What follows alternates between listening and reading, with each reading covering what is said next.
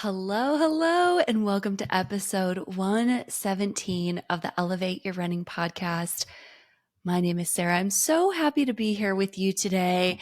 This episode, I'm so excited about. I love this title, and I think if you've been listening for a while, if you follow me on social media, you know I'm a big Taylor Swift fan. I think she is not just incredibly intelligent on how to market herself, but also how to express feelings in songs. But she just creates a lot of joy. And I thought maybe this is a great time of the year. You could have come off of a big training cycle. You may just be getting into running this year. I'm seeing a lot of interest and followers and signing up for my email list. And I know it's a really exciting time of the year. We have Boston Marathon right around the corner here in just a few days. And there is this buzz kind of in the air. And I thought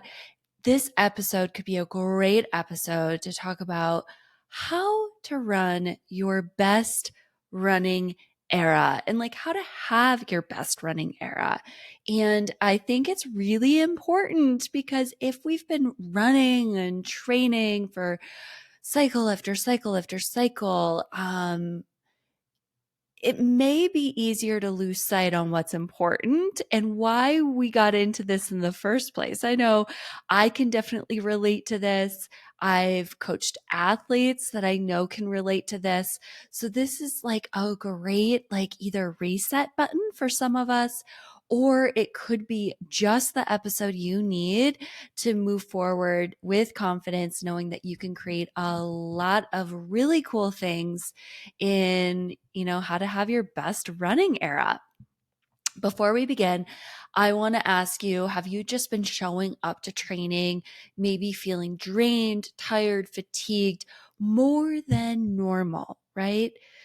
Are you curious to know where your vitamins and nutrient levels are? Especially as endurance athletes, these levels, once they get out of whack, can create so much chaos in the body. Data helps us objectively measure progress and constantly refine and optimize ourselves. Inside Tracker is here for you. They will help elevate you from the inside. Well, I hope this podcast helps elevate your training from the outside. You can use code SarahMPro25 for 25% off your entire order at InsideTracker.com. These tests are amazing. I've used them throughout the last few years of my training cycle. I should probably take another test to see where I'm at with all the things, especially as a female endurance athlete living at altitude.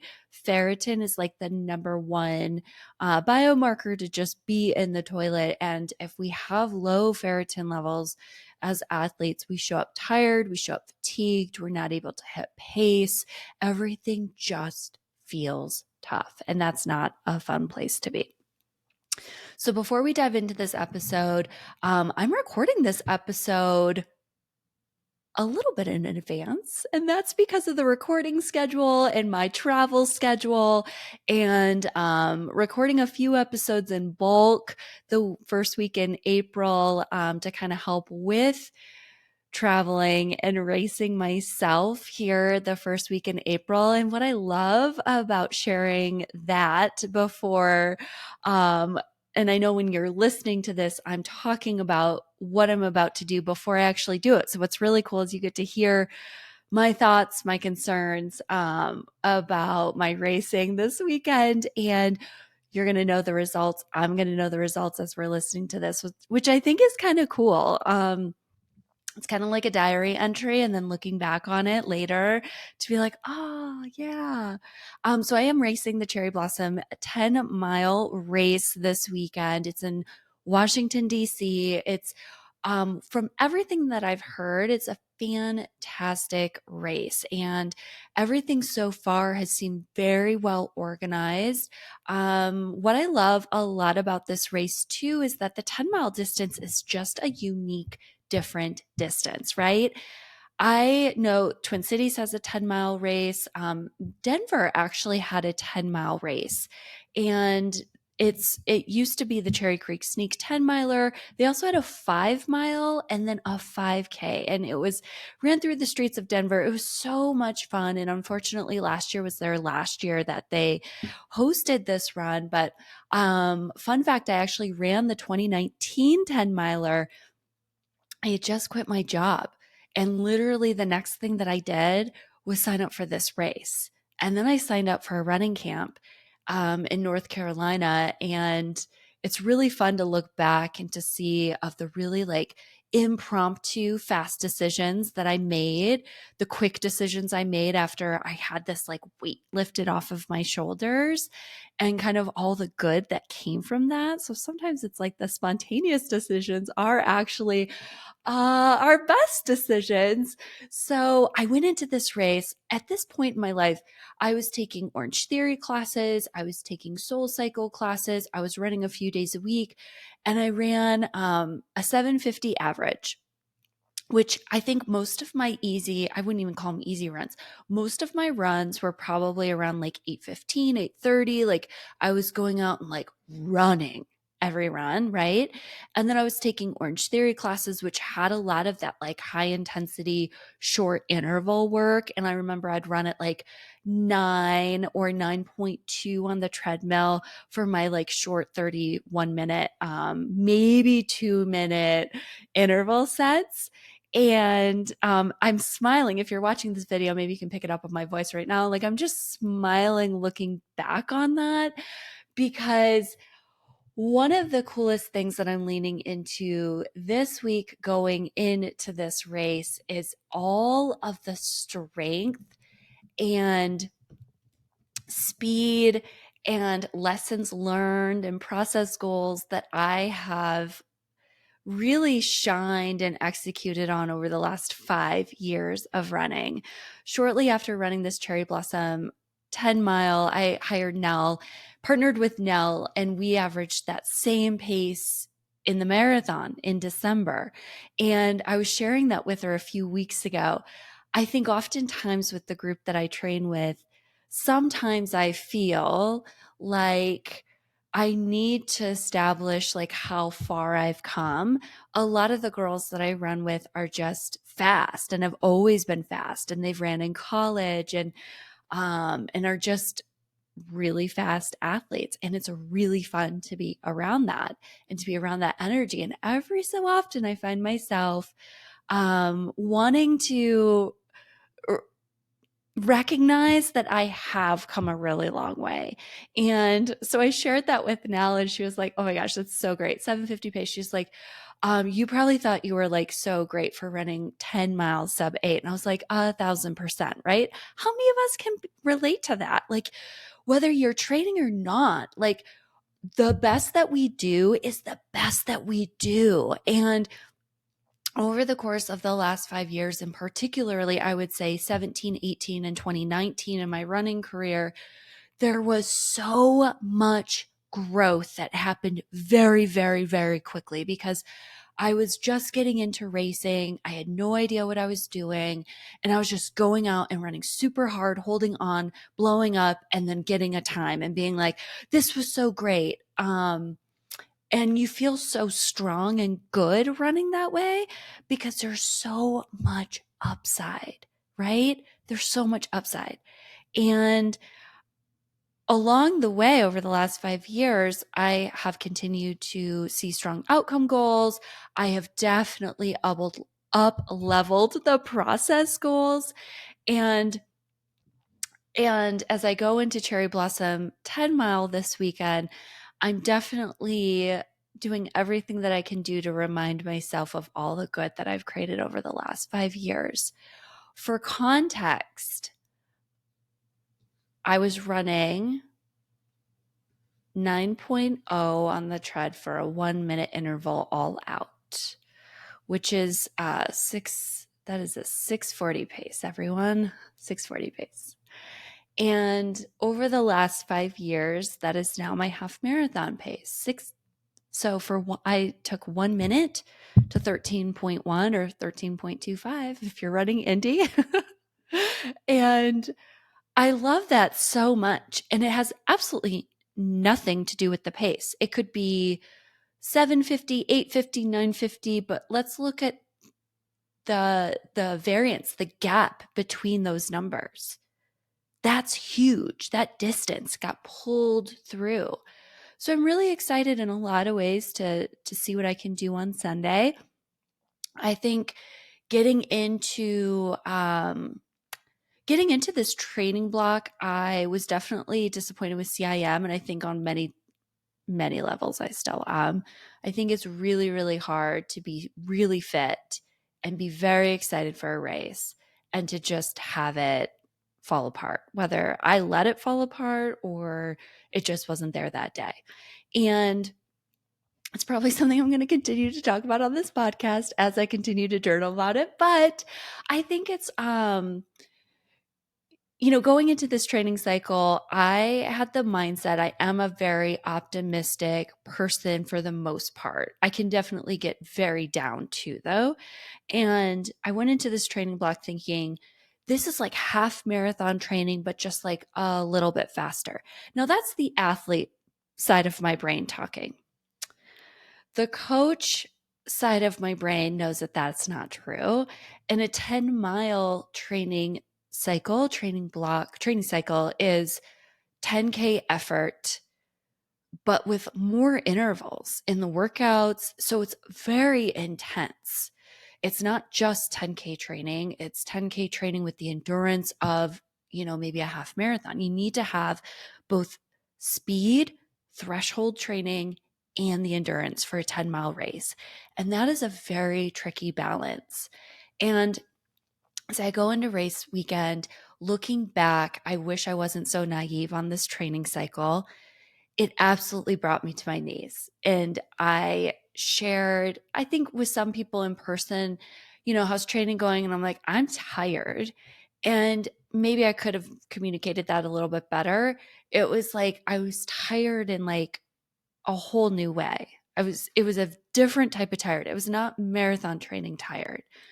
Thinking about my workouts, going into my workouts, mentally tired, physically tired, and they were hard. And I think training 10K effort or threshold effort at altitude is also another layer of stress that happens. And about 4 weeks ago, I had signed up for a 5K in Fort Collins, and I tried to get out of it. Like the week and a half before, I tried to get out of it. And Nell said, I think it's going to be really good for you. I think it'll be really great. I think you need to do it. And I didn't want to do it. But I also listened to my coach, and she knows best. And she has the 10,000-foot view, right? I have the internal view, right? Like, am I getting in my own way? What's going on? And to get ready for that 5K, she decided, I wasn't going to have like a tune-up workout, and I had a very intense 4 days of running. I had a really great workout on Saturday. It was 10 by 1K at race pace, so 6:34 in Boulder, 60 seconds rest. And I ran on the road.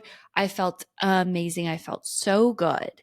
And the next day I had a long run, which was that was very normal for this training cycle, to have a hard workout on Saturday and then a long run that was 12 to 14 miles the next day. And then Monday I had a rest day. And then Tuesday, I had a 3x2 mile workout at race pace and faster. And after I finished the last 2-mile set, which I had to push hard to get 6:30, I thought, I just don't feel good at all. Like, it's not that, oh, hands on my knees, I can't believe I just did that. I was like, ugh, I don't feel good. And I took the week and I ran, I think we got snow that week. So I ended up running a little bit on the treadmill. And I kept reminding myself, you ran Indy, Sarah, last fall. You trained right through that week and went into a 25-mile long run for CIM. You can do this. This is different. It's not as long, but it is very intense. So the intensity was quite a bit higher this week over that week I was comparing to an Indy, and the mileage was about the same. It was a little bit lower, I think maybe about 9 miles lower, but it was about the same. And I went into that 5K and there was nothing there. Nothing meaning I was running I was running quite a bit slower than what we were looking for. I would say it was about 40 seconds off per mile. And I just was like, this was all I had. This felt like 5K effort, and it was like half marathon effort. And it's been like that since. And here I am. I'm recording this on a Thursday. The race is on Sunday. I basically have to like calm down, calm my nervous system down, think good thoughts, not even about running, but just like try and calm down to get my body to be able to run hard for an hour. And we're going to see how it goes. I didn't want to actually go to this race as of yesterday. And the day before, I thought, what's the point? I don't think it's going to go well. And Nell's like, you have 3 days to get your body relaxed. And it's not really a matter of like sitting down on the couch and watching TV. It's my nervous system and like not stressing about work, not stressing about athletes, not taking in energy of nervous athletes, really trying to like think really fun, good thoughts about good things that have happened in my life. This is what I'm doing. And like just feeling warm on the inside and seeing what I can do. We took a very hard taper this week for race week. I'm not running much at all to kind of hopefully help that. And we'll see how it goes. I'm not quite sure what I think about it. I think on one hand, I know my body. I know my body well, and I don't think it's necessarily the right decision to push for an hour knowing how I've felt over the last month of running, because pace will be there for about 3 minutes and then it slips by like 20 seconds, but it still feels like I'm running that pace. If that makes sense. So I feel like I could really do some damage to my body. And then there's another part of me that's like, well, maybe you're getting in your own way. Maybe you're really nervous about this race after all. Like maybe you're just really nervous about traveling and being away. And there's definitely some things to unpack there. And being okay not working, and being okay being behind, and being okay not having, your to-do list just getting even longer for next week, which is a thing that I really struggle with. And so I'm going to do everything that I can do to relax and to not think about that to-do list. And to be really present for a few hours today, and then shut everything down and not let certain energy get to me, and we'll see how it goes. So it's going to be really interesting to see what happens and what happens after the fact. And it's a really tough place to be. Like, do I listen to my coach and get out of my own way? Or do I listen to my body and like, decide not to do this? At this point, I need to do it because everything's paid for and I can't get a refund. And that's what we're going with. So I think it's an interesting story leading into this episode. It's an interesting place to be as an athlete for sure. And I want to take it back to where we started, which was running a 10-mile race after quitting my job 5 years ago, running the Cherry Creek Sneak, ran right past the place that I lived. It was like just such a great course.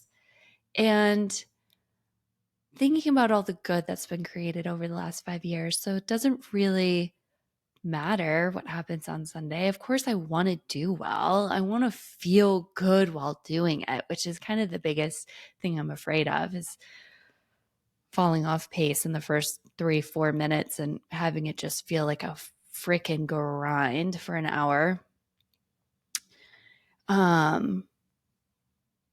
but remembering all the good that was created and all the good that I can continue to create.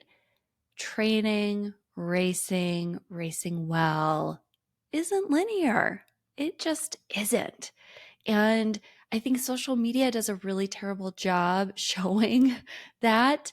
And I've tried to be transparent on social media. I think I have to be balanced in that because I do get a lot of comments and questions and things I don't really want to hear and things that aren't helping me.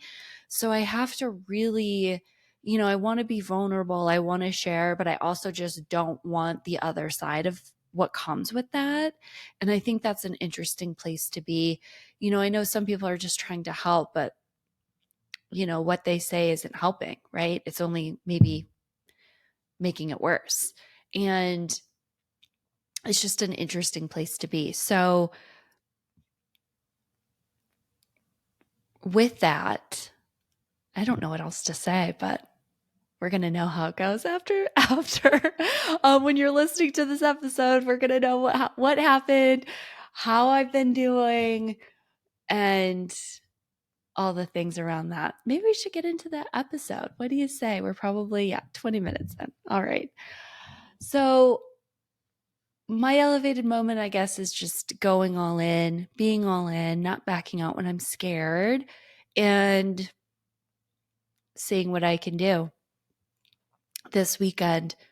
Maybe relating it back to quitting my job and deciding to take a huge step, huge leap of faith like I'm taking this weekend. And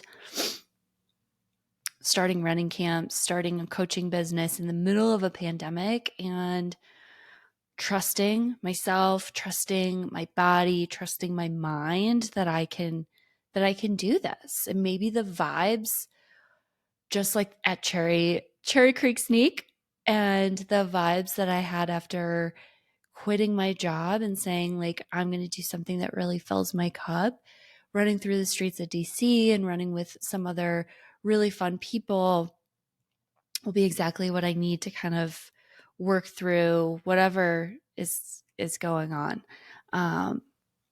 So with that, let's dive into how to run your best running era. Oh, all right. So I have 6 things listed. 6 things that we're going to talk about. So how to have your best running era. First and foremost, step number 1, don't take yourself too seriously. Oh my gosh. When you think about starting running, when you think about maybe like your best type of running, what do you think about? Think about how fun it was, right? Whether it's a strong race effort. Last fall, I was running my best running era. I was in it until CIM. But that 5K I ran, that half marathon I ran, I wasn't taking myself too seriously. I was definitely off of social media. I was really just leaning in and being present with each day. But I also felt good. And I know that can make things feel fun too when you feel good. But when we take ourselves too seriously, when we get so wrapped up in the numbers and the data and the workouts, things can slide down pretty quickly. Or comparing ourselves, right? Comparing ourselves to other people, that can be a really funky piece too, to taking ourselves too seriously and comparing ourselves to teammates or people on Strava or people on Instagram or social media or our neighbors or whomever. And it can really be a dangerous place to be. So I think last Saturday I ran with a few people and I had a 5K workout, and I was kind of talking to John afterwards, and it's like, yeah, I just don't feel good. And like, I just don't want to do this. And he's like, hey, go out there and have fun and just see what happens. And it was the exact same message that my coach gave me yesterday at practice. She's like, you're fit, you're fast, you need to have fun with this and just have fun. And like, shake off all the tension you're holding on to with this, whether it's this or other things in my life, which is probably what it is. Don't take yourself too seriously. Find the joy, right? What does joy look like for you? It's going to look like a lot of different things in a lot of different seasons. I know that for sure. A few years ago, I was running with people every single day, and that did bring me a lot of joy. And as my training intensified, as the miles creeped up, I think I got a little bit in my head for sure about feeling like I was going to be too slow for people, because I really do take my recovery runs slow, slow, slow, slow for me and what I'm capable of doing, right? And it also takes time to meet up with people. It takes physical time, right? Getting in the car, driving, you chit chat for a little bit. Someone's probably late. You get going, you chit chat for a little bit afterwards, and then you get going. Maybe you stop and get a coffee, run a quick errand, right? And then head back. Or the mental side of all the planning of where do you want to meet? When do you want to meet? What workout do you have? How does that align with my workout? That can be very taxing, right? So it's finding that balance, but not taking yourself too seriously. And if you find that you are taking yourself too seriously, I would think about like why? What's causing that? And then going one layer under that and really asking yourself, well, why is that important? Right? If we can really find the joy, find the fun, find the gratitude in all of it, because we get to do this, everyone. We sign up for this. We do this to ourselves. We pay money. Some of us pay big money. And it gets to be fun. We also get to have that balance of hard work. I'm not saying that that's not important, but it gets to be a big balance of not taking ourselves too seriously, having a lot of fun with it, injecting the joy that comes with running with others, running new routes, running trails, running races for fun, running races that excite you, right? Like the Cherry Blossom 10 miler for me is a race I've always wanted to do. I was signed up for it in 2020. So it was April of 2020, and I ended up selling my bib right after I ran the Houston half. At that point, I had raced, I think it was 6 races in 5 months, and I was done. And they were all travel. Not all of them were travel races. Most of them were travel races. I think 4 of them were. And I was so burnt out from travel and racing and all of it. I ended up selling my bib. Well, it ended up also being the year of the pandemic. So they didn't have the race. And it was a race that I was so excited to do. When I got the bib I would say earlier, the fall of 2019, I thought, this is so cool. Now I get to go back and do it, and it gets to be fun. We don't have to take ourselves too seriously. We are not elite runners. Most of us aren't, right? I don't think any elite runner is actually listening to this podcast. If you are, send me a DM. I'd love to know. But I don't think you are. We don't get paid to do this. This gets to be social, right? This is a hobby for all of us, myself included, even though it is what I do all day, every day. I had someone last week, side note, kind of stop when I was talking about like what I was doing during the day. And he was like, oh, wow. Like running is like everything. It's like how you spend your free time. It's what you do during the day. You talk running, you write running, you talk more about running, you coach people through running and through the mindset of running. It's a lot, right? But it is our hobby and it's something that we love. So it doesn't have to be serious. I think there's moments where it gets to be serious, but not all the time. I think the 80-20 rule is a great rule for polarized training. I'm sure you've heard it. I've talked about it on the podcast. The 80-20 rule of 80% of your runs get to be easy, 20% get to be hard. let's put that on the joy spectrum. 80% of your running gets to be joyful and fun and sometimes that's us being intentional with creating that joy. It's not just going to flow to us every single day. Create that new playlist, listen to that new podcast, put yourself and schedule time to be able to run at a new place. If it's important to you, you'll make it happen.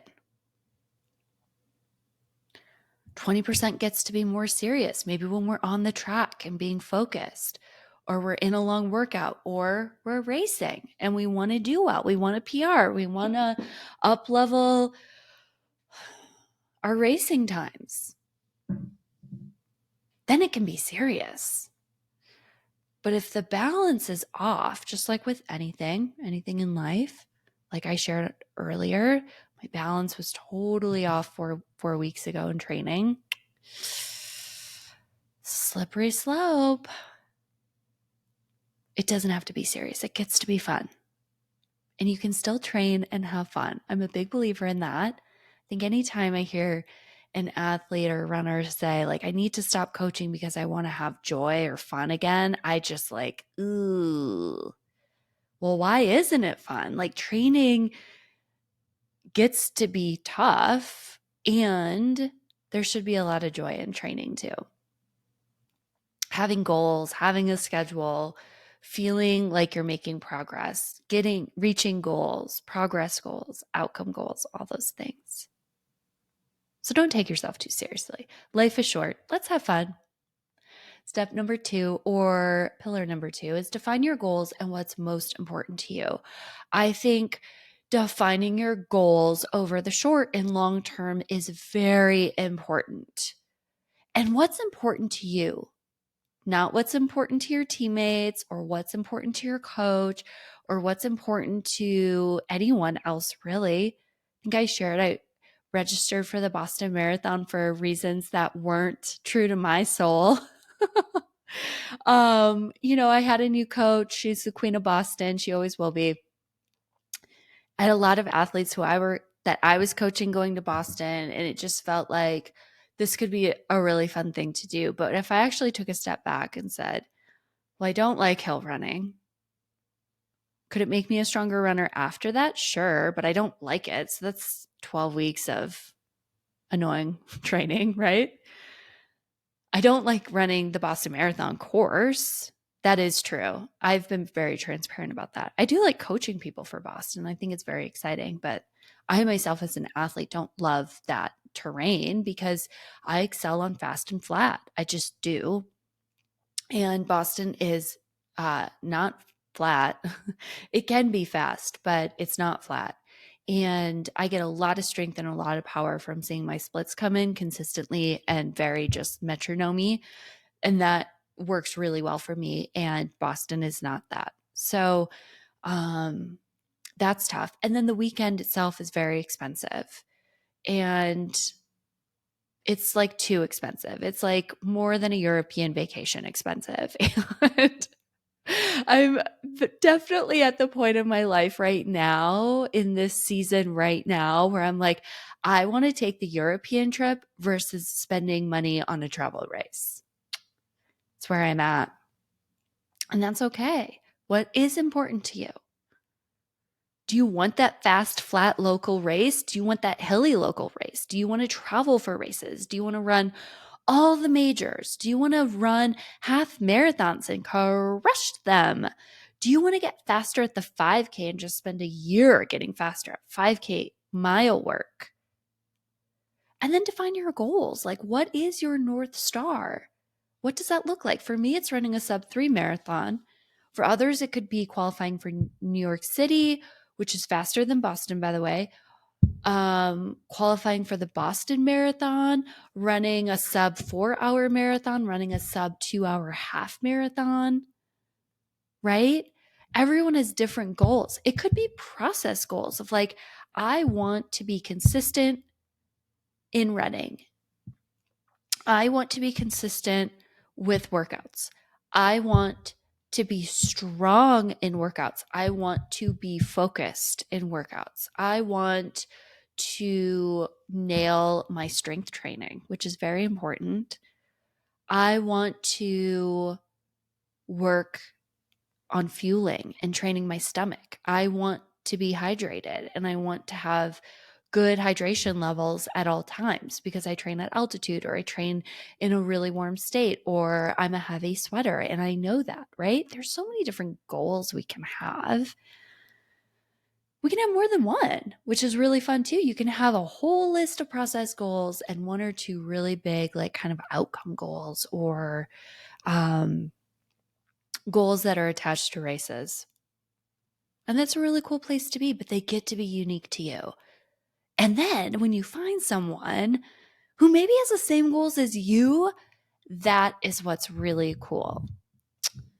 My friend Mara Lee lives in Denver, and we not only have very, very similar 5K through marathon race times, but she's also a running coach with Relentless Runners. Shout out to Relentless Runners. I love Tony and Christine.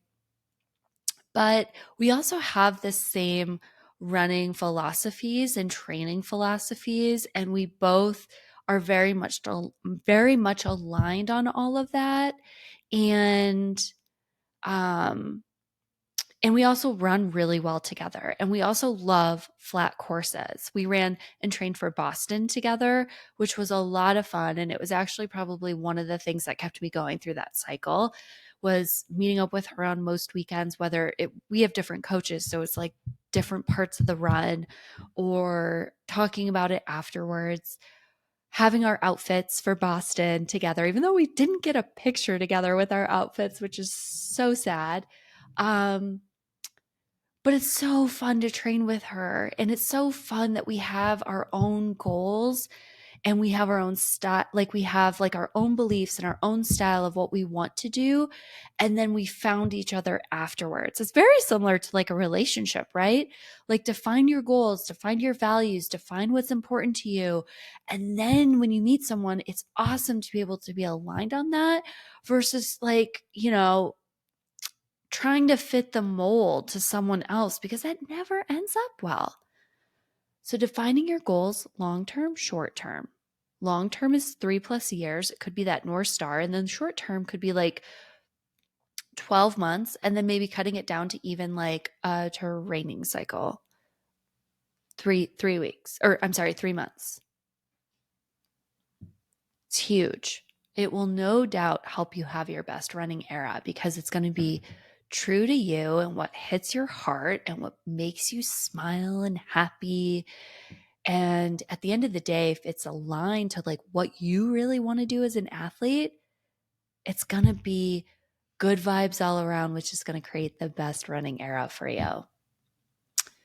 All right.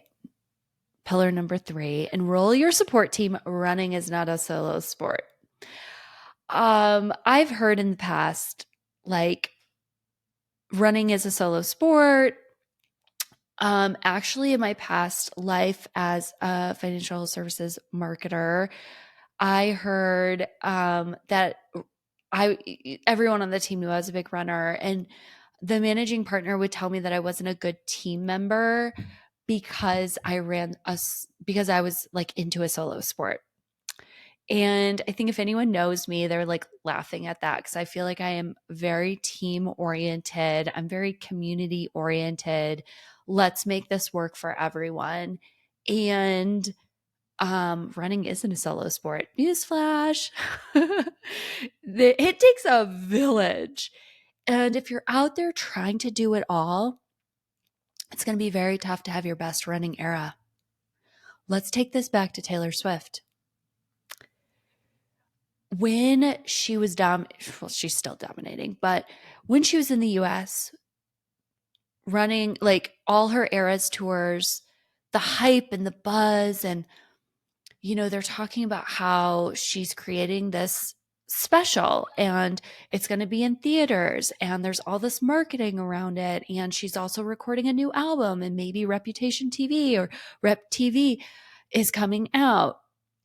Reputation, Taylor's version, if you don't know what TV stands for, like I did for a very long time. Hello, I am older geriatric millennial. And I saw something that someone had posted on Instagram about how, of course, she's everywhere. She's supporting Travis, her boyfriend, in Kansas City and on away games. She's in Tokyo performing the Eras Tour, which is a 3+ hour show compared to like running a marathon. She is everywhere. She is at award shows. She is creating new albums and promoting new albums. And there's a bunch of marketing behind the scenes that we don't even see that's happening that she's a part of. And this post on social media was like, give yourself grace because she has an incredible team around her helping her be her best self. The lone wolf can't survive forever. I'm guilty of this, hands down. A lot of times I'm like, I just want to do it myself, which maybe doesn't support being a team player, but you know, when it comes to me, myself, like tasks, work, running workouts, sometimes I do like to be alone, but it is nice to have that supporting team around you who's, you know, filling your cup, right? For those who live with others, who have spouses, you can have that supportive team by maybe they're helping watch your kids, watching the kids, helping make fuel, breakfast, lunch, dinner. It's huge, right? Helping with laundry, helping cleaning, giving you time to recover, giving you extra sleep, helping you on the course, right? Traveling with you to races and being there to be your hype person and to be your bottle person. When I ran the Chicago Marathon in 2022, I had an incredible support team there. I had an incredible support team in Boulder too. My coach was very supportive. My team is very supportive. They were then, they are now. They are my hype people for sure. And in Chicago, I had my friend Jessie, who I also coach. Jessie, hi Jessie, run around the course. I think we saw each other 3 or 4 times. She not only came to, let me back up. She not only came to my hotel the day before to give me her hyper boots, like the full compression boots. I gave her the bottles. I gave her the scratch mixes. Everything was labeled on like what mile marker needed to be where, the extra gels. She literally ran around the course. And then when I missed a bottle at mile 20, because I was so excited to see another Elevate athlete that surprised me on the course, shout out to Ankur if he's listening. She tracked me down at mile 21 and a half to give me that bottle. And that was like a full on, like she had to cut through neighborhoods to get to me right before the course like cut off, where they weren't allowing like any more people to like jump on the course. And then she was there for me at the finish line. And then what do? I was so out of sorts after I finished that race because I was on such a freaking high. I'd run the race of my life. It was like a 5-minute PR, but I had so much energy at the end. I ran into my friend Chapin and he had an amazing race. My parents were there, which means so much to me. My parents aren't very supportive. I don't know if I should be talking about this, but my parents are very old school, traditional Catholic parents. I don't even know if that's a stereotype, but they support me in the ways that they can. And it's not with asking how I'm doing. It's not sharing their feelings with me. It's not supporting me in races. I don't even think they know that I'm racing in DC this weekend, even though I have shared that with them. That is my parents. So for my parents to be at Chicago to support and cheer me on meant so much. And now in hindsight, it means a lot more. My father has a lot of health issues now, and it's definitely not going to be something that he's ever going to be able to do again. So it feels really good that they were able to see me running the best race of my life and just being so happy and just like all the things. And Jessie was there at the finish line, and when you run the race of your life, you have 87,000 messages. Or in my case, I have 80,000 messages. I'm not joking. I turn my phone on and I have like over 100 texts. And I couldn't process the race that I ran, taking pictures, communicating with Chapin, texting with Nell to like see that Jesse was waiting for me in, they call it the 27th mile, which is Grant Park in Chicago. And I totally like found my parents and got a coffee. We went to Starbucks and went back to the hotel. And then I showered and stuff and we went out to breakfast. And I just totally like spaced on her and other people who were there. And it's like, hopefully they didn't take that personally, but that does happen, right? But having your support team is so major. And that's going to look different for everyone, right? I have like my hype team here in Boulder. Everyone's so excited for me to race DC. Everyone keeps telling me how fit I am. And I'm like, I just got to lean into this energy because your girl is not feeling it. So I got to like take it in from other people, right? Enroll your support team and it's going to be a lot of fun. It doesn't have to be a solo sport, and it can be a solo sport when you need it to be. And I think that's really important too, in having that balance of when you need to be alone, what that feels like to be alone, and when you need to be with other people. Oftentimes I run long runs alone because I really like it. Do what works for you, and you're going to have your best running era. Train for what excites you, but also scares you. And I think this is going to bring out the best in you, but it has to be a really good balance. So, Cherry Blossom 10 miler, that excites me. I've heard great things about the race. It's 10 miles. When I think about it, I'm like, it's basically like starting at the 4-mile mark of a half marathon, which is not actually true, everyone. It's like racing a 10K with 4 extra miles on the backside of that thing. But it also gets to scare you. And, 10-mile pace does scare me for sure. But it's also something that I know I've proven to myself that I've done. Even the last 4 weeks of training, they haven't gone well, but it has been effort based and it's there.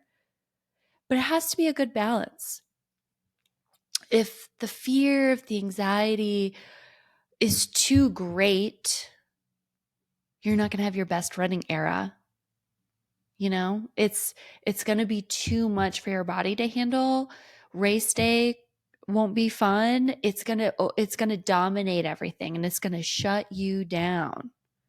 I talk about that on last week's episode with Emily Saul, who's amazing, by the way. If you haven't listened to that episode, it was such a good episode on the mindset going into a race, taper, race weekend, race morning. Got to calm the nervous system down, right? Can't be too anxious, can't be too excited.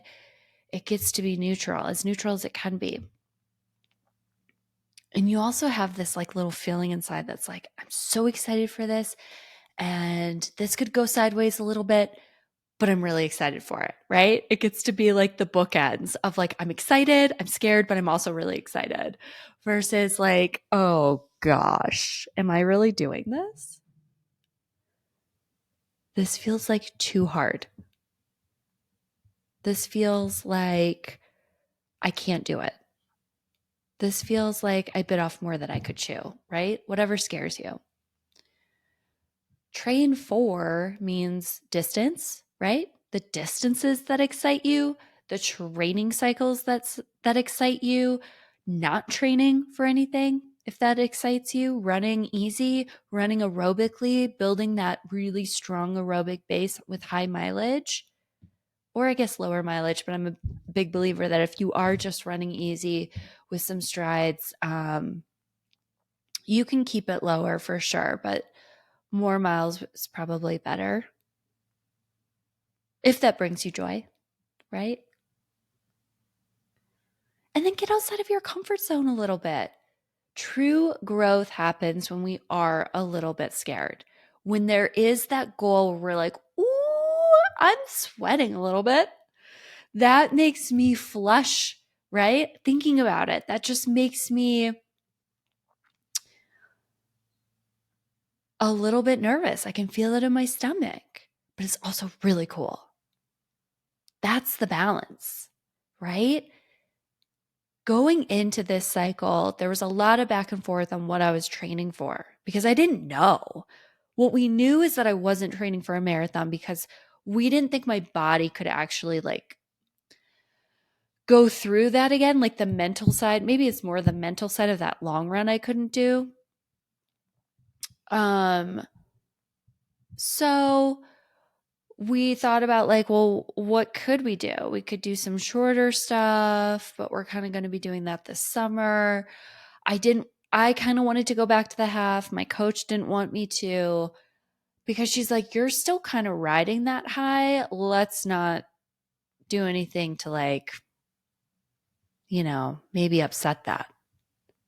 Because training isn't linear, racing isn't linear. So if I'm just going into another half marathon training cycle, am I really going to make the most out of that? Right? It didn't really excite me because I'd just gone through it. And I've been running halves for a long time. But the 10-mile race is a whole new distance. And maybe that's what we need in our training, new distances. Whether it's the traditional 5K half full marathon, I'm going to say 10K isn't totally traditional because a lot of people don't run 10Ks. Maybe it's 10K training. Maybe it's a 10-mile, right? There's a race in Grand Rapids, Michigan, I think it's 11th, whatever that Saturday is. It's the day before Mother's Day. It's the Riverbank Run. And they have a 5K, 10K, 25K. A 25K. How do you even train for a 25K? That's 15 and a half miles. But that could be like really cool to train for because it's different and the training's going to be different.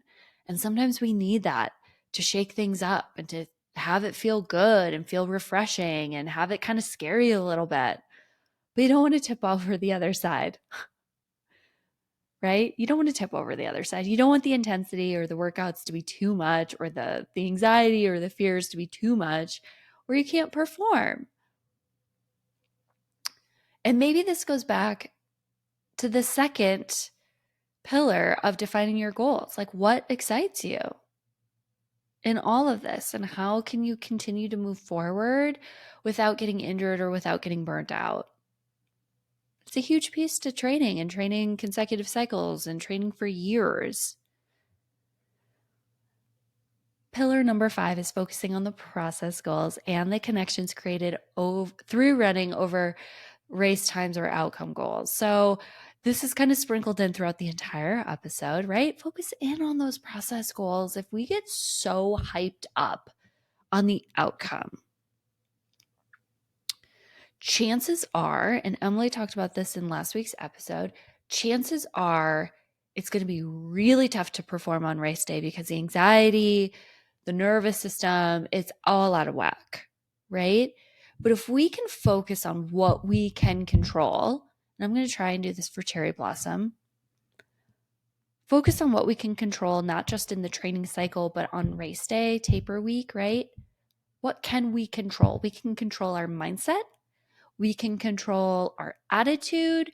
We can control, I'm a big believer, if you look good, you feel good. So like our race kit, and that's going to look different for everyone on like what gives us confidence in our race kit. I went out and bought a pair of Alphafly 3s on eBay last week in sheer panic, everyone. Sheer panic.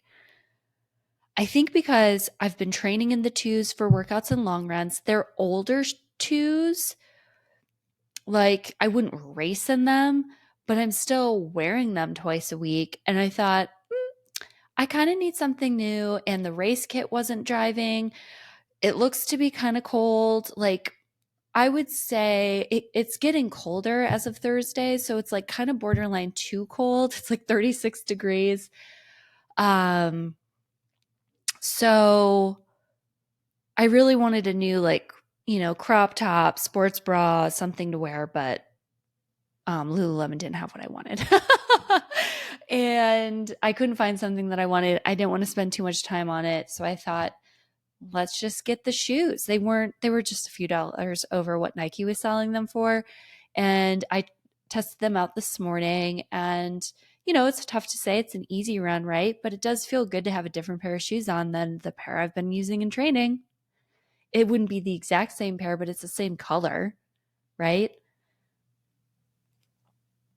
What other process goals can we focus on? Chunking the race, not giving up, continuing to push our performance standards, our carbo load, our hydration, our strength training, our journaling, our focus. There's so many process goals that we can focus on, and all the connections that we've created through running during that time. If we can focus on those things, which should all be like feel good things. If you're like, I crushed my strength training in this cycle and I crushed training my stomach and I have the best race kit so far. I can't say that I do. I'm going to be very black and white. I think there needs to be a pop of pink on Sunday because it is also cherry blossom, right? Hello, pink. If we can focus on all the good and all the connections and good energy and good people that we've created with over the training cycle, and maybe it's even on race day, race weekend. I get to connect with a few Elevate athletes over the weekend. I get to connect with an Instagram friend who actually was the one that told me about how to get into Cherry Blossom without going through the lottery process, because the lottery process was here and gone. And it was my Indianapolis half marathon time that got me into this race. Focus on that and all the good that gets to be created from that, right?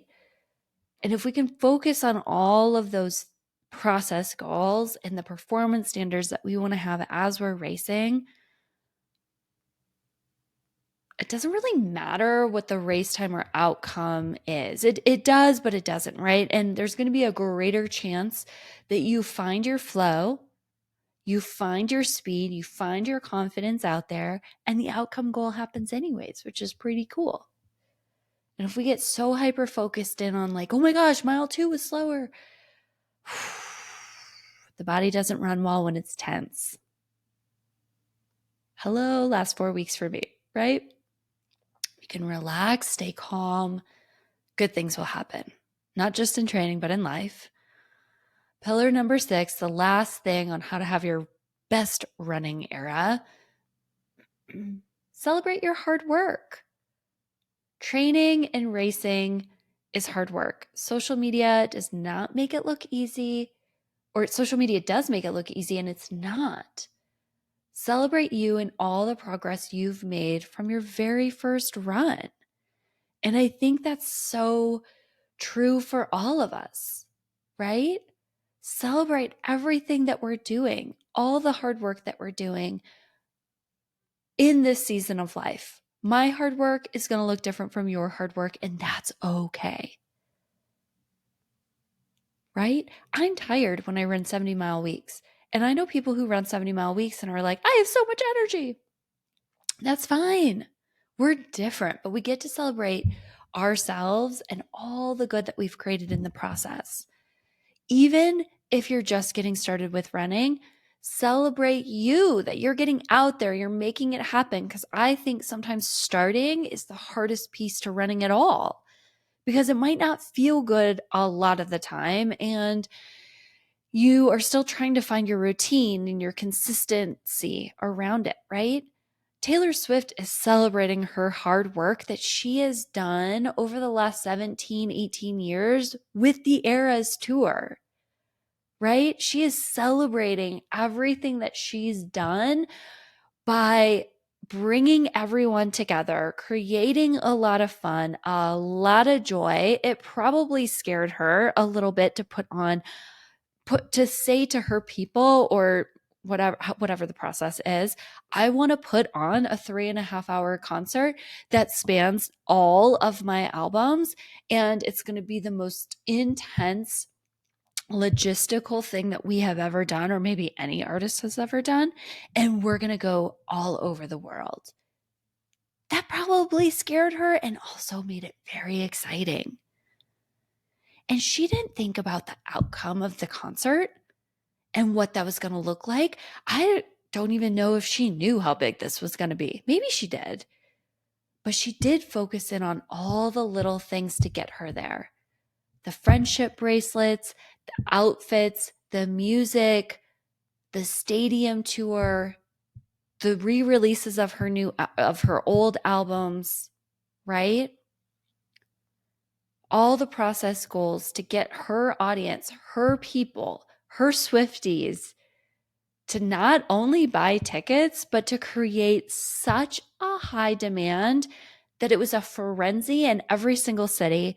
It created an economic injection into every city, and we all benefited from it, right? She has an incredible team. She defined her goals. She defined what's important to her throughout this entire process, which is the fans and giving them a great experience. And then that propelled her to become a billionaire and to be in, I think it's hand in hand, arguably the healthiest relationship she's ever been in. That's probably going to be a very long-term relationship, right? And she hasn't taken herself too seriously. We've seen Sirius Taylor in the past, right? She has gone through a ton of crap if you followed her career. And she's not taking herself too seriously. I saw a reel where it was like the very first night of the Eras tour versus now, and just how different she is with like the impromptu dancing and the moves and like the mannerisms. She's not taking herself too seriously. She's having fun. She's celebrating her hard work through the Eras tour, through new album releases. For you, it could be racing. It could be through running for fun. It could be for anything that you want it to be. She's having her best era right now, hands down, hands down. And these 6 ways are how you can have your best running era too. I hope you love this episode. I would love for you to rate, subscribe, leave a review for the podcast. And hey, if you're inclined to also donate a small donation of $1, $5, $10 to the podcast, that would be greatly appreciated. I appreciate you so, so, so much. Thank you so much for listening this week. And hey, we'll see how Cherry Blossom goes. And at the end of the day, there's always going to be wins that surround racing, always. And it always gets to be fun. So have a great week, everyone.